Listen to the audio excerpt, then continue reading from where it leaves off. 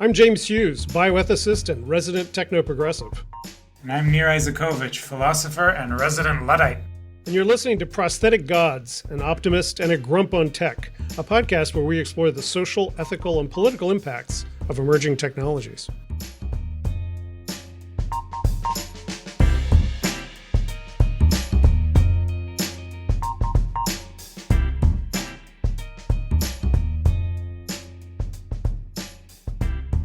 Dr. Hughes, good morning. Good morning. How are you? I am doing great. It's summertime. The fascism is not immediately on my mind, but... There you go. Summertime, less work, a good day for us to talk about the potential decline of work and what it means for us. Exactly. The potential decline of work from the effects of artificial intelligence and who and what we are without work is our topic for today. If you don't mind a brief data dump, I'll just say where I'm at with this. Please. Technological unemployment is different from structural or policy-driven unemployment. That's the first thing to note. Yeah. Technological unemployment would be the indication that there's widespread unemployment or a decline in the proportion of the population that could be employed because of innovation, automation, information technology, whatever. And structural unemployment is you got jobs, but you got the wrong people trained for different jobs, and you need to start getting people to North Dakota to be oil drillers or whatever. And then policy-driven unemployment, which is what we're probably going to face in the coming year, although today's jobs report was surprisingly positive. But this year, many economists expect a contraction of our economy, and it's all because of insane fiscal policies and tariffs. So there's all kinds of things going on with unemployment. And we've always had some kind of automation-driven unemployment. It's just been compensated for by the growth of other kinds of employment. And so the question now is the kind of automation that we're going to see going to take away the last things that humans can do better than machines, or not? Yeah, so that's an important set of distinctions, and I take it that today we're going to focus on technologically driven unemployment, whether it's real or whether we want to have a hypothetical discussion of what if these predictions, somewhat perhaps hyperbolic predictions, are correct, that AI is going to displace so much of the job market. And in fairness, there's some indications for some slices of the younger workforce that's happening, right? Yeah, this year there's a lot of anecdotal and some quantitative evidence that young people are having a real hard time finding jobs. Again, that could be because of policy, the economic moment that we're in. But a lot of people are saying that the kinds of jobs that they're finding it hard to get are the jobs that are being most immediately impacted by automation. Yeah. So, for instance, computer science has fallen off a cliff in terms of getting a job in that, an entry-level job. Yeah, entry-level coding jobs have become very hard to get because they're being replaced by AI. And I think most economists have acknowledged that for the past 15 years, we've seen the effects of automation on the labor force, but on the gigification, part-termification, precarity of employment, not an overall decline in the amount of employment, which has been relatively robust, at least in the United States. But another thing to say is that the proportion of the population, the adult population that's in employment, declined sharply from 2000 to about 2008, and then fell off a cliff. And then COVID had an impact, and it's been slowly climbing back. But there's been about a 5% decline in the percent of population that have jobs in the last 25 years. Yeah. Now, a lot of that is globalization. It's the aging out of the baby boomers. They're just getting older. And that's a part of the picture as well, is that, 4 out of 10 of us don't work. 4 out of 10 adults don't work. And that's going to increase as the population ages. So that has to be a part of the picture as well. But just to stay on the whether we're already... Just clarify the 4 out of 10 figure and explain why that doesn't mean that there's 40% unemployment. Because a lot of people are on disability, Right. Social Security. They're just a non-employed member of a household. They're a homemaker. Right. Just to There's all clarify kinds. to our listeners that that figure doesn't translate into obviously 40% unemployment, No, which doesn't because exist. unemployment is a measure of people looking for work, and we've had historically low unemployment for a long time. And but now, are we seeing it now? One of the pieces of evidence that you can deduce is, do we see in firms that have adopted LLMs, which is the most dramatic new technology, do we see actually an increase in productivity and a decline in employment? Now, we see firms trying Right. to replace, laying off lots of people and trying to replace them, like Salesforce and Duolingo and other places.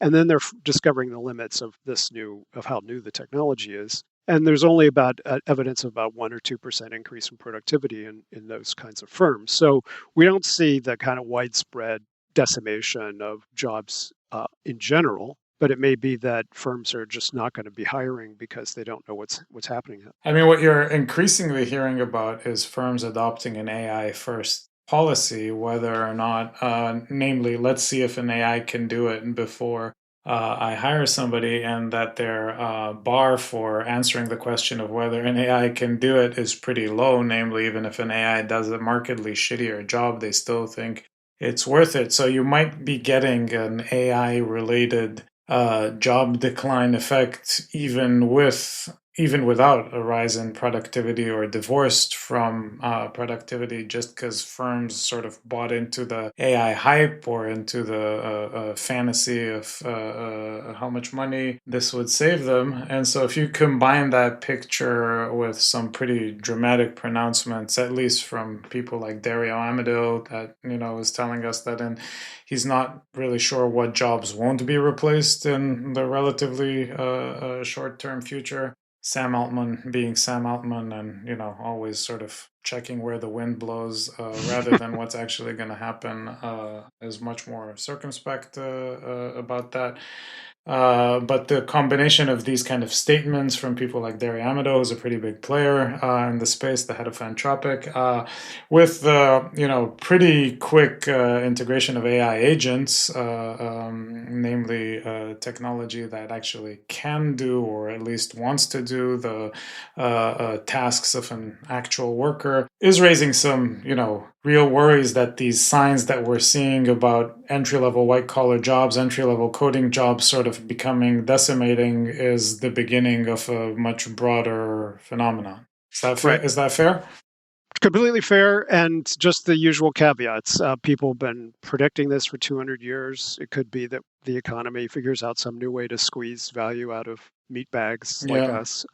And also that capitalists have been using the threat of automation for a long time to discipline workers. There has been for 20 years a patent for a completely automated McDonald's. So I think the left does have to reckon with the fact that if we're at the moment where a totally automated McDonald's actually could be stood up, then a fight for a 15-hour wage has to take that into account, which we'll get to other policy solutions shortly. But yeah.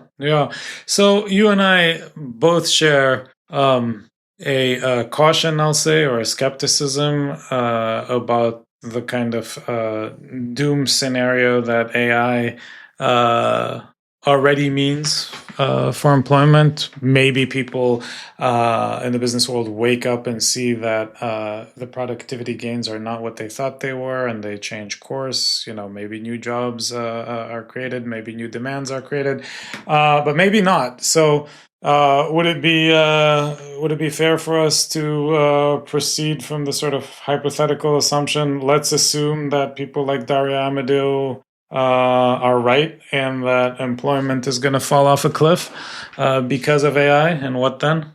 Yes, I mean, I think AI underlines the urgency of the question of work, but I think you could equally say that work has reasons to be eliminated through social policy, or to be diminished through social policy, even if it wasn't the promise of AI abundance, with robots and everything. I think we should also mention robots, that we don't have humanoid robots yet. We have lots of industrial robots. But if we start getting a lot of humanoid robots, well, we have them, but they suck. Yeah, they suck. Yeah. But if you see the videos coming out of China, which I don't know how seriously to take, but it seems to be rapid progress and the possibility of mass creation of these things. So I was watching some stuff from the robot Olympics, or preparation for the robot Olympics in China, and robots playing soccer, and it seems like that's certainly one of the areas in which there's not much to worry about. yeah, not yet. That's right. Yeah. Yeah, the World Cup is not imperiled, but I think that we should return to that because the idea that people wouldn't want to watch human sports just because robots could do it better, I don't think holds much water. Yeah, certainly not the way the robots are right now. Although I remember 20 years ago there was a show on the Sci-Fi Channel of Robot Wars where the people would send in little robots to beat the crap out of each other, and it was entertaining for what it was. That's interesting. That is actually an interesting topic for another show. My guess would be that show wouldn't work without the human drama of the operators being a big part of the plot. Somebody has to care. Exactly. Anyway, so let's operate within our hypothetical and say that either because of technological reasons or because of policy reasons. I mean, the policy reasons for curtailing work seem genuinely like a pipe dream or a fantasy, but I take your point. For one of these reasons, say 25 years from now, 15 years from now, we work a lot less, somewhere between 30% and 50% less. There's fewer jobs. What do we need to think about? Like it seems like the first thing we need to think about in a sort of world without work is how we would be supporting ourselves, right? And on a very concrete level. And so here you have the sort of universe of guaranteed basic income and so on. Yeah, I mean, UBI, I think, like the reduction of work, has rationales beyond just the AI moment. Tom Paine famously wrote in 1797 a pamphlet called Agrarian Justice, where he said that we should tax the land and give every citizen an income benefit or an inheritance that they could start their life with. And so the idea of redistribution and universal cash unconditioned subsidies is an old one. Milton Friedman supported the idea. Nixon supported the idea. We almost got a negative income tax in 1971.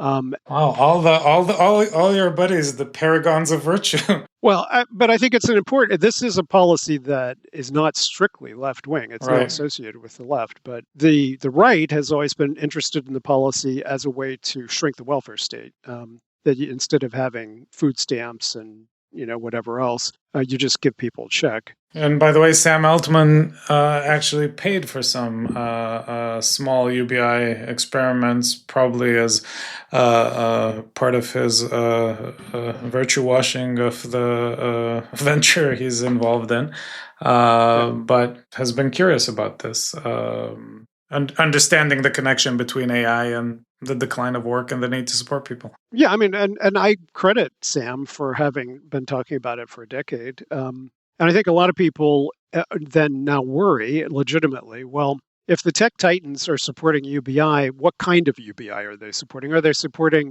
to give people just enough so that they survive in this new cutthroat capitalist economy? Or is it going to be generous? And I think that that's the same question that every incremental reform faces. Like National Health Service in Britain is not as funded as it should be. And as a consequence, its services aren't great. But it's better to have a National Health Service than to not have one. And that's the way I feel about UBI. Yes, we could start, if we took every transfer payment in the United States right now and turned it into a UBI, which would be politically impossible, it would be about $4,000 a person a year. And so the big things have to change in order for UBI to become a substantial income support. Yeah. But the experiments that have been done, I mean, negative income tax is more popular. That would just be a way of tweaking the tax system. So anyway, yeah, Yeah. I think we're good. I think UBI is inevitable, and what we're going to be fighting about is how generous it'll be. Yeah, I mean, we should just take a step back and say, just for some of our listeners who maybe haven't been following this particular set of debates, UBI is just essentially a subsidy from the government or from some kind of public authority to individual citizens that's not related to work. So, or to any other, theoretically, to any other condition. Now, I think that's part of the unconditional debate. Is payment yeah, to support yourself. like in Brazil, they gave a benefit to families as long as they kept their kids in school. So that's a conditional Yeah. UBI. And I think there's some argument for conditionality as well. Yeah, and there have been experiments in this, unsurprisingly, in some of the Scandinavian countries of what kind of behaviors UBI payments encourage and discourage. The traditional argument against them from the right has been, of course, that they would discourage work and promote laziness, but which turns out not to be the case. that turns out not to be the case empirically in the limited experiments that we have. But it's also irrelevant for our conversation, because if the entire premise is that there's not going to be work, then the idea that it would discourage you from working is but it is a useful point when you're arguing with people who think that capitalism will always find new things for people to do. And it's like, okay, well, turns out UBI helps people get invest in themselves, get more education, switch jobs, not be trapped in a bad occupation. And if you're concerned about people finding optimum occupations in this new flourishing capitalist economy you imagine is going to exist, then you should be for UBI. Yeah. The sort of baseline problem that this is solving is, at least in the capitalist economies, the way that people supported themselves was from income from work, and that income may start disappearing. You need to find other ways to materially support people. And by the way, you need to find other ways to pay that part of the economy that still does produce and still does work under. If it's not from the wages of consumers, it's got to be from something else. I think there are two ways that demography also is going to be very important. One is that as a growing percentage of our population are retirees, the inequity between a shrinking number of working adults supporting a growing number of seniors will be acute. And one of the ways to ameliorate those kinds of inequities is to make universal provision the basis of social policy instead of means testing and saying you have to be over 65 or you have to be whatever. And so I think that it could be a social solidarity policy and prevent intergenerational conflict. Also, if we give a UBI for every citizen that is in a family, then every kid that you have would get, your family then would have that extra UBI. I think it would be a substantially pronatalist policy, more pronatalist than any of the policies that have been attempted in other countries. Yeah, it is worth noting that there's a sort of profound incoherence in some of the strands of our current government policy in this context. On the one hand, you have this robust support of the AI industry, and the purpose and telos of so much of the AI industry is to automate work away. This is pretty explicit for much of it.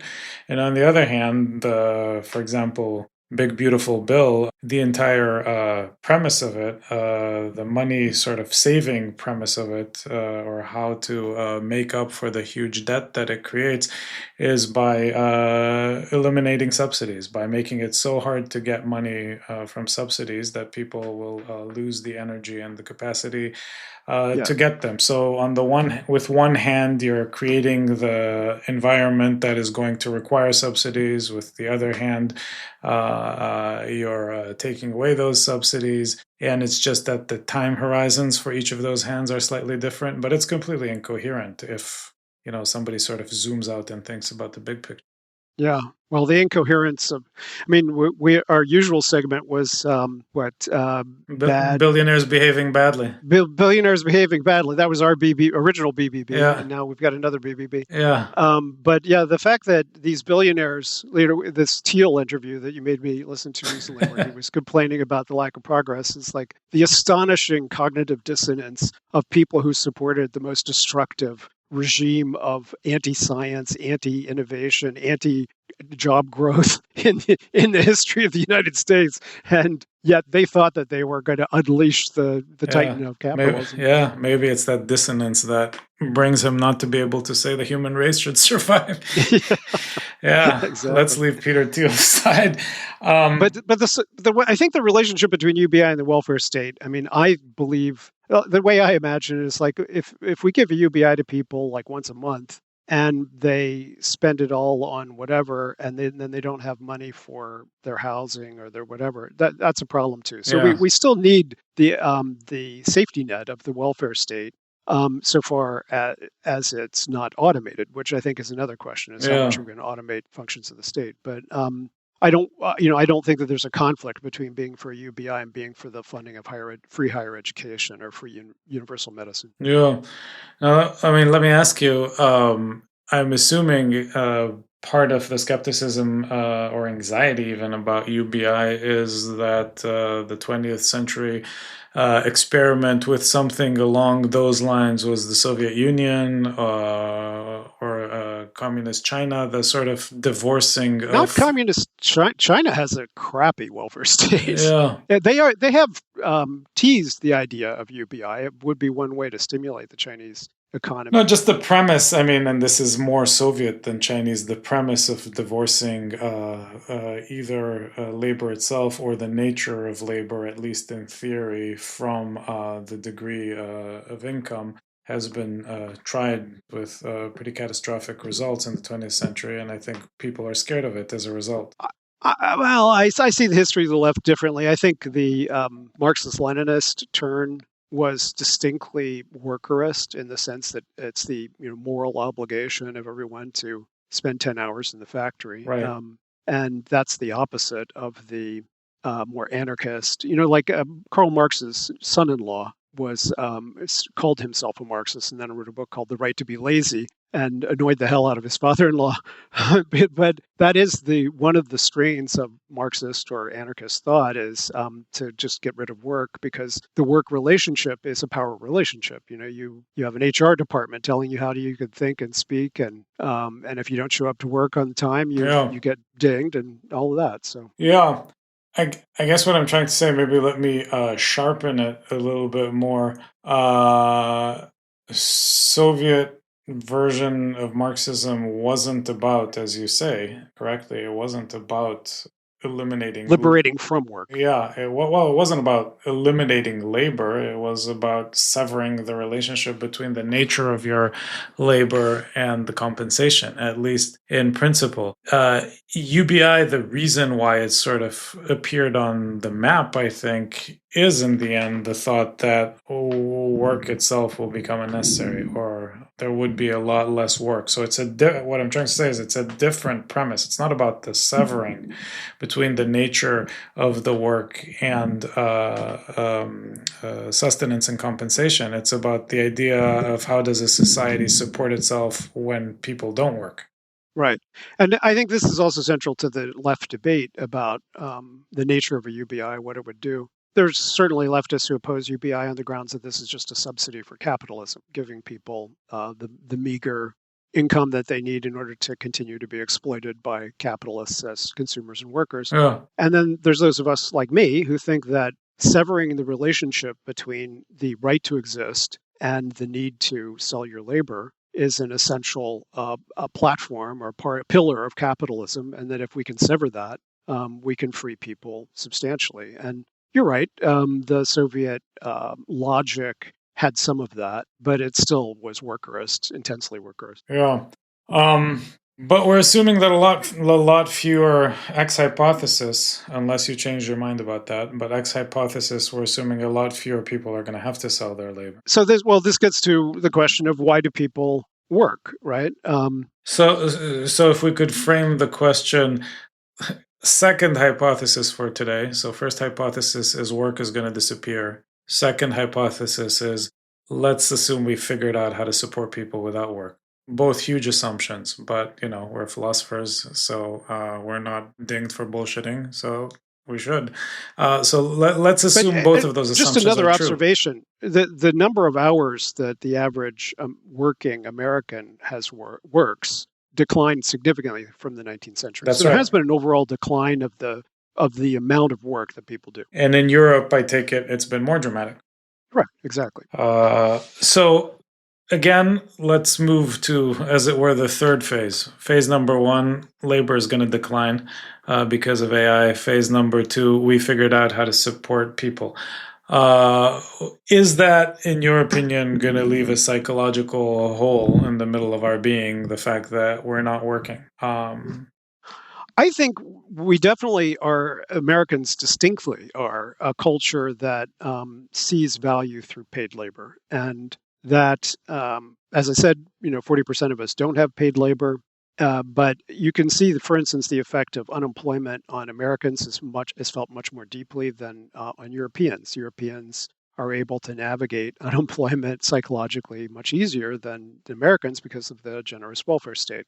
So we have a cultural problem if we start to face a decline of paid labor. Although many of us already aren't in paid labor, so maybe it's not going to be that big a deal to become like the other 40%.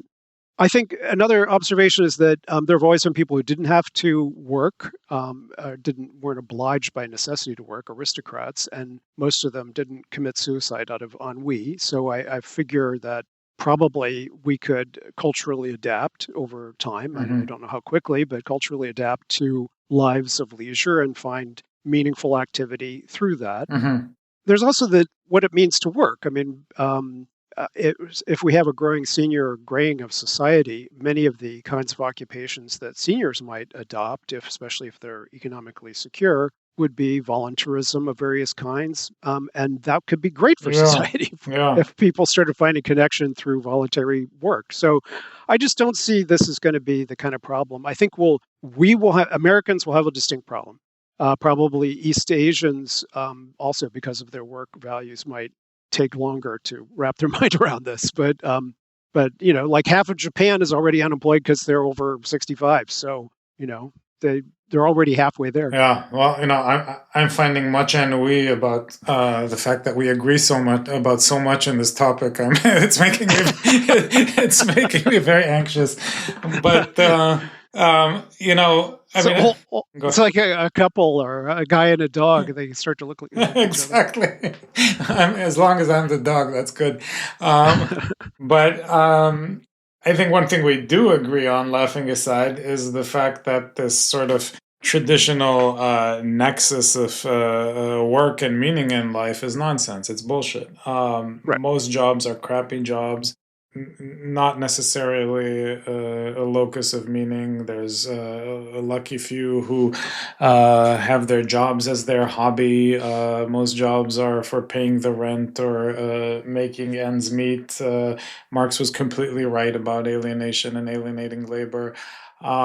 So that connection, I think if jobs go away, it just doesn't mean that meaning goes away, because meaning was not invested in jobs for most people in the first place. It's very, very, I think, Marie Antoinette and detached to say that, your jobs are so meaningful. What are you going to do if they go away? So that much I agree on.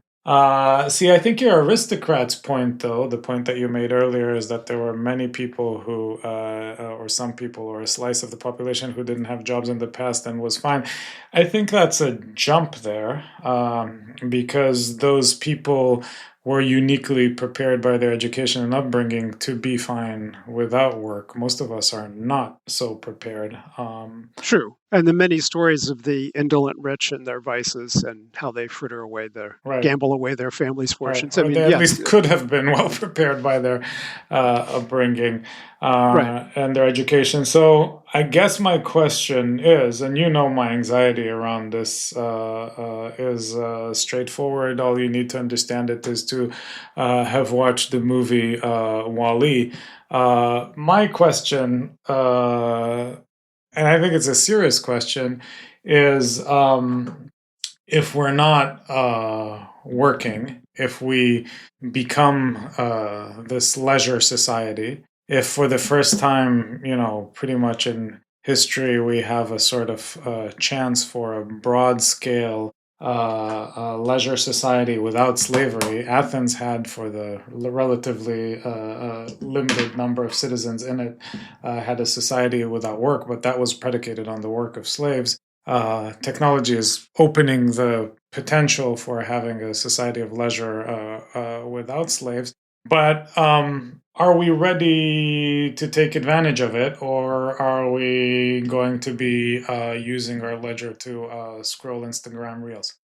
Well, one of the reasons that people are worried about this is that if surveillance capitalism and now AI are actually rotting our brains, then an endless future of scrolling through TikTok as our post-work leisure does not sound appealing. And I understand that we have to be thinking about that. I think that it's a little derogatory for professional managerial class people to say, oh, if those factory workers and truck drivers didn't have jobs, they would just spend all day watching NASCAR and how terrible that would be. Yes. It's like, So with the yeah, managers. yeah, right.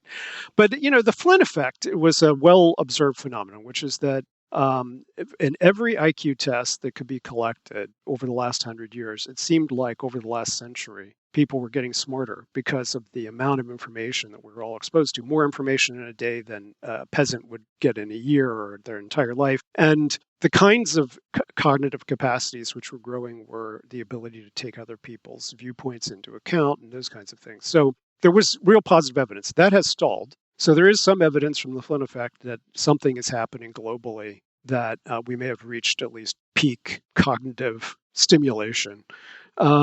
And so, mixed evidence there. But the promise is that we might be able to figure out what to do with our leisure in ways that would be even more fulfilling. Yeah. Yeah. But there's preconditions, I guess, is what I'm trying to say, to figure out what we would do with our leisure. And I'm worried about where we stand with those preconditions. And what I mean is a couple of the following things. Because of engagement with social media, and this is well documented as well, attention spans have crashed to an average about 47 seconds.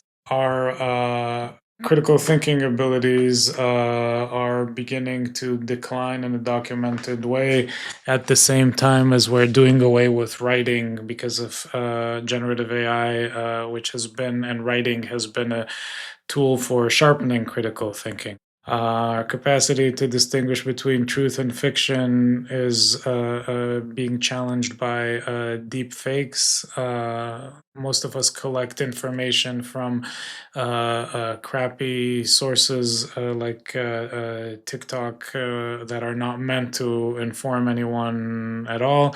That combination, at least it says to me that the precondition for enjoying your leisure, which is figuring out what the hell you want to be doing with your day, is being challenged. Does that make sense? I understand where you're coming from. I'm not sure that the lack of commitment to intellectual virtues or the lack of expression of intellectual virtues means that people won't have flourishing lives. I mean, I think people find meaning in all kinds of activities, and going to church, I wouldn't call the exercise of intellectual faculties for the most part, Mm-hmm. but people find it very meaningful. So I don't think we should jump to the conclusion that just because, if in fact there has been a decline of cognitive faculties, I think it's too early to tell, really. And it may be that we're just in an interregnum of adjustment to figuring out how we live in this world instead of. If you have a month off work, my sense is to not get anxious and depressed after a few days of brain rot, as the kids call it, you'd need to structure your time. To structure your time, you'd need to be able to sustain some thoughts over time and come up with priorities. When you're going to go to church, when you're in church, you should be able to listen to a sermon that the minister gives and see if it's relevant to your life, and so on and so forth. These are all sort of attentional skills that do seem to be in decline. So my sense in response to your aristocrat point is maybe we can find meaning in leisure, but we need to be taught to leisure just like we were taught to work, and nobody is teaching us.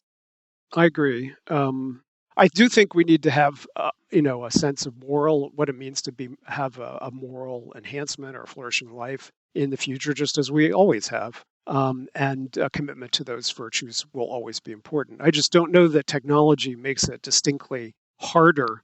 And certainly, I don't think that work makes it easier for us to exercise our virtue. Yeah, my sense, I mean, we've talked about this before, but my sense is that, some of the political entitlements we keep talking about are stuck in the 19th century, like, freedom of thought and freedom of speech. And these, I mean, they're important, don't get me wrong. But these support a maximal level, for example, of expression on social media networks. At the same time that happens, that destroys our attention. My own sense is that we should be thinking about freedom as a freedom of attention as a precondition. Like John Stuart Mill needs to be revised. If you're going to be able to live your own life your own way, or fashion your own life your own way, you need to be able to, concentrate on something for more than 47 seconds in the first place.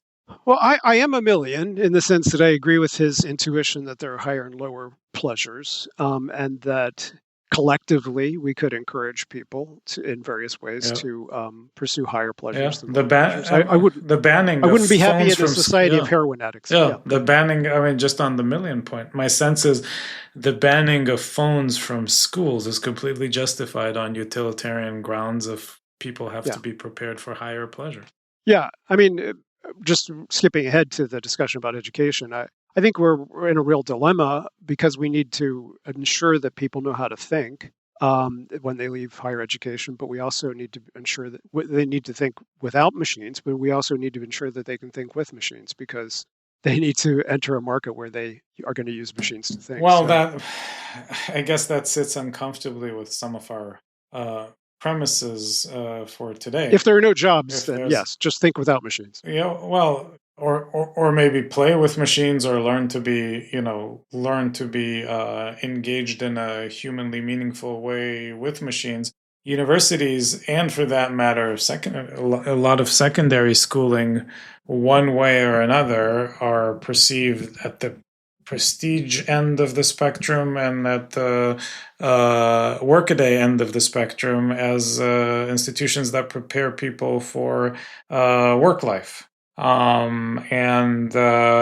If we're right in our assumptions that we made in the beginning of the podcast, that's irrelevant. So a university charges as much money, like an MIT charges as much money as it does, because it is going to prepare you to be a high-level worker, and it's going to put you in touch with a great network that will promote you at work. If there's no work, it needs to revise its mission. It needs to, I mean, first of all, it can't charge that much money because it doesn't, the whole ROI conversation stops making sense. So my sense is, if the first two premises of the podcast are correct, namely that work is going to slowly disappear, we're going to be able to support people without work, and that work isn't connected to meaning in life, and that we'll have a lot more leisure. That's the first 3 or 4 premises, actually. Then universities are going to have to prepare people for leisure rather than for work. Yeah.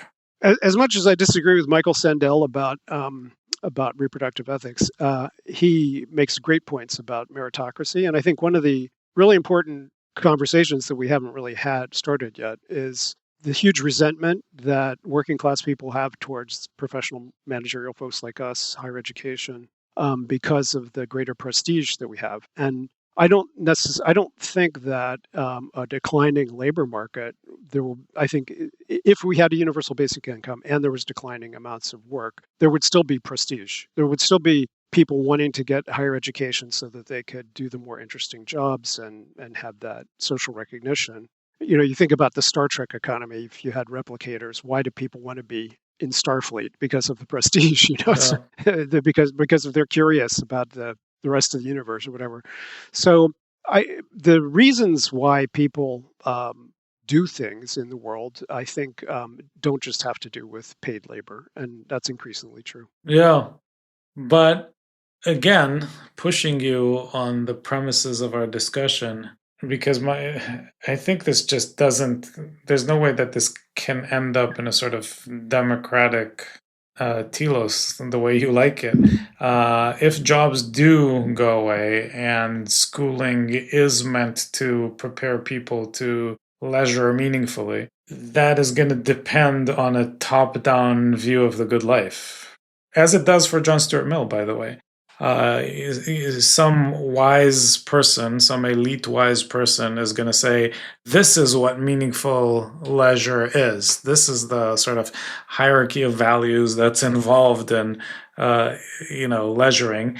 There's something in job preparation, at least, that is more democratic in the way that capitalism, when it works well, is democratic. At least you kind of know the parameters. This is almost going to be aristocratic by nature if we see that our institutions are supposed to prepare us for leisuring, wouldn't it? I think we've always done that. I mean, if a city sets up a basketball club or a chess club for kids and doesn't set up a hookah bar or a strip club for kids, they're making a moral choice about what are the kinds of entertainments that we want to encourage in the civilian population. Mm-hmm. So I just, there have always been moral constraints on public policy. Now, you may not like the ones that you're in, and I don't like the ones I'm in right now, but I It's going to think be a bigger question, though, because those kids, were expected pretty quickly to go to work. So now the basketball courts versus hookah bar decision is going to happen on a societal scale and all the time, potentially. It might yeah, still but be fine. it's inescapable. Public policy needs to set priorities, and one of the things that people will set priorities about is what we consider to be the good life.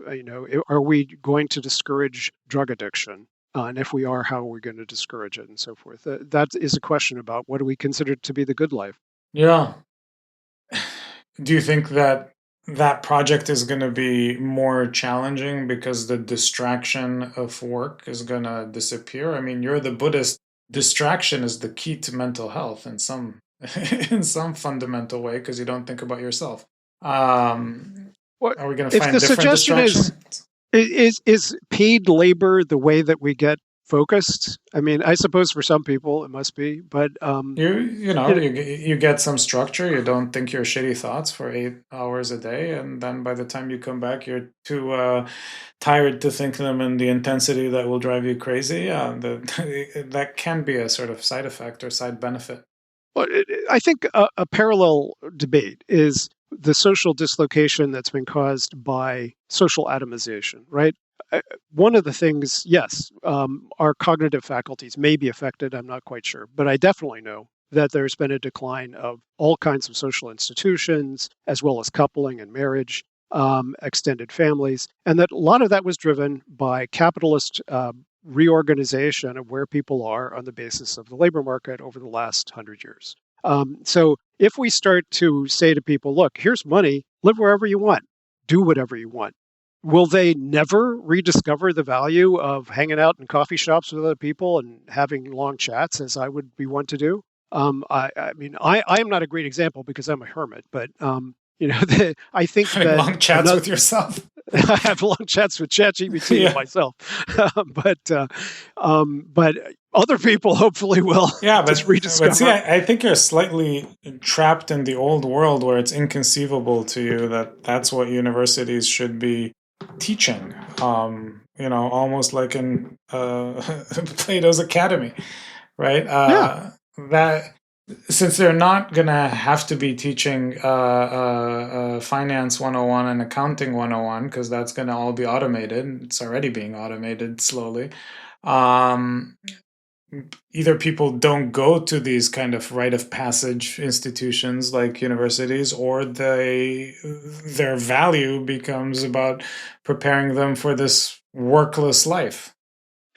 Well, I think in the short term, which may be 10, 15 years or something, I think the argument for higher education is that we come here, we'll teach you how to demonstrate that you can think without machines, and then with machines, and then you'll be best prepared for an uncertain labor market in which you may be in a ruthless competition against other people in your field. Yeah.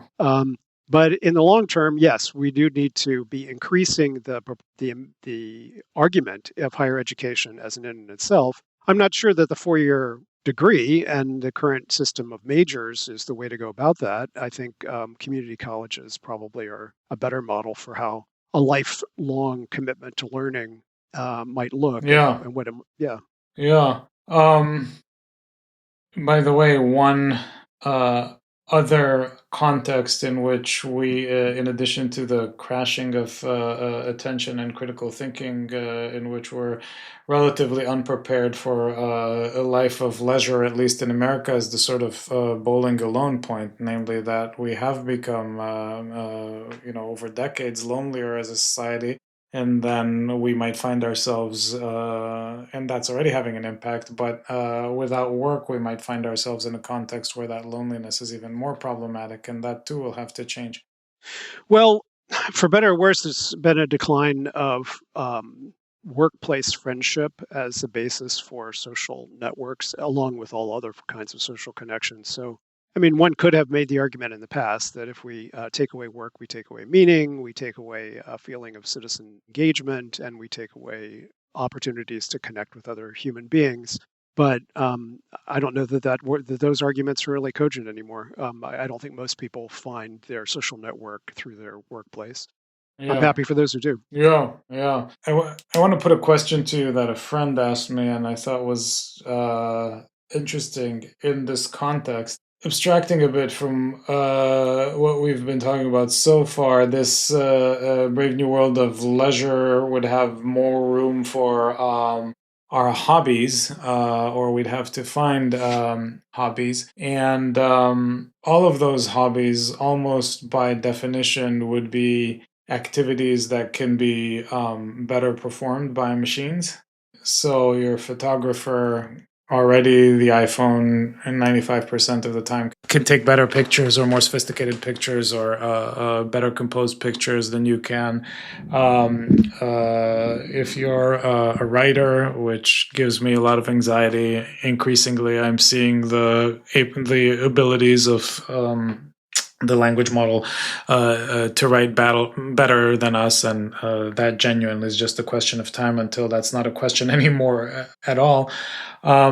So this world of leisure will be one in which we have to tolerate sort of being engaged in activities for our meaning that a machine can do better than us. That's not impossible, but doesn't that present a set of challenges? For my son's wedding, actually for my daughter's new apartment, her father-in-law built them a table. Now we've had factory-made furniture for 150 years. Yep. And that was still a very meaningful act, and they very much value that table. My wife is a ceramicist, and ceramics is exploding in popularity at many institutions, places. But we've had factory-made ceramics for 200 years.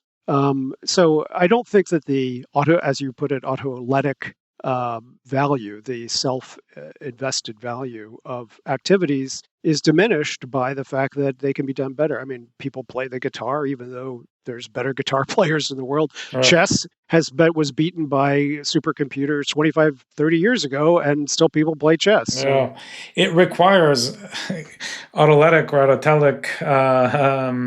What that acronym sort of suggests is that you need to be able to sort of dictate your own purpose, right? You need to be sort of the source of your own telos, or the source of your own purpose. I guess at the more modest level, all I'm saying is that doesn't come naturally. That in itself is a sort of skill a skill or a tendency or a propensity that needs to be refined. Doing something for its own sake rather than for appreciation or admiration, because there's better reason to admire the iPhone picture than the picture I take, or the factory ceramics than the handmade ceramics, probably, at least for a non-expert.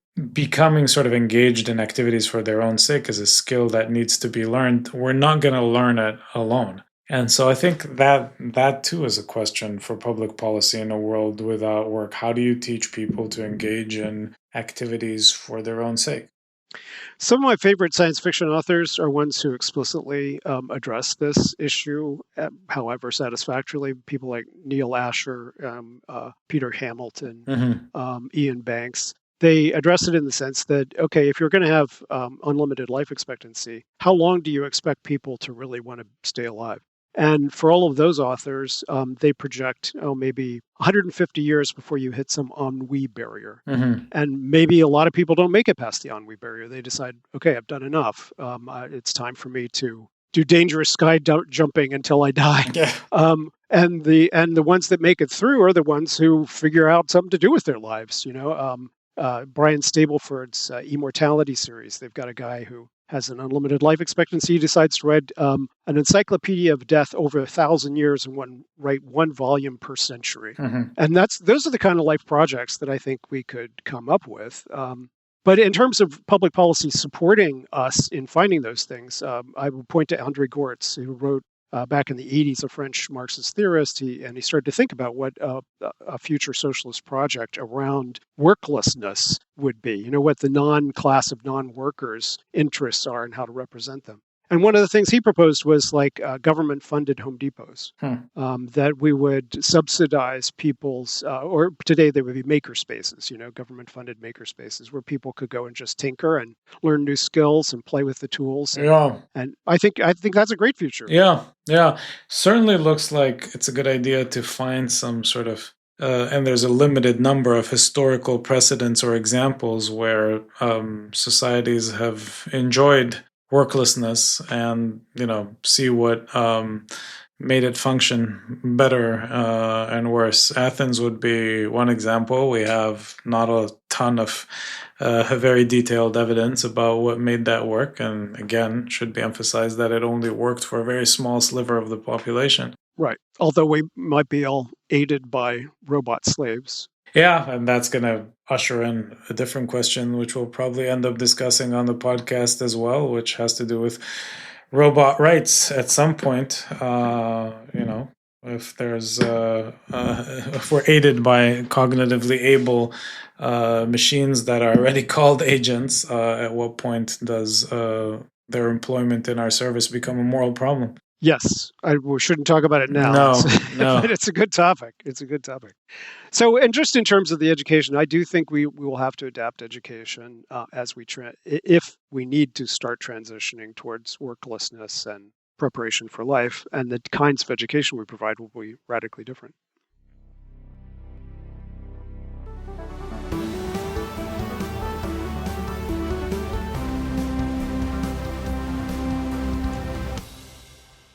Well, Dr. Hughes, do we have any lightning round topics to discuss for today? Well, there's so much going on. The winds have been blowing hard against AI the last couple of weeks. So, there's news about people going insane from talking to ChatGPT and being convinced that they're the Messiah. There's debates about whether these architectures are really doing what they're claimed to be doing, and whether there's, I think, a widespread recognition that just adding more compute to the existing architectures isn't going to boot up the super intelligence that people expect. And so there are people who say, well, we need different architectures and we can get there, and others who say it was all hype to begin with. I don't know how much of that we need to get into, but it's a rough week to be a tech optimist because of all the negative news out there. Yeah, not a problem for me, as you know. So, yeah, I'm wondering if part of this is now in the zeitgeist just because all political pushback against AI development has disappeared. And so that's in and of itself a source of skepticism. Well, I just posted today on my social medias. There's some speculation that the rise of left-wing Democrats is partly attributable to the sense of economic precarity that middle-income people or professionals are beginning to experience, and that's have been the base of support of a lot of the left in the United States, at any rate. So there may be some political fallout, but yes, there was a big slap a slap in the face for the AI tech titans who had somehow slipped into the big beautiful bill, which I don't like calling it that, but whatever. Billionaires behaving badly, Bill. Billionaires behaving badly. They had slipped in a 10-year moratorium on states being able to enact regulation on AI, which would have been bizarre and stupid, especially these 10 years. These 10 years seem like they're going to be pretty important. On the other hand, I mean, but that's going to pass, isn't it? I mean, if the bill passes, then that passes. It's already been taken out. Oh, it's been. Oh, I missed that. It was taken out, and so that was a big slap in the face to the AI people, and that's partly because there are a significant number of people on the right who hate big tech and AI and.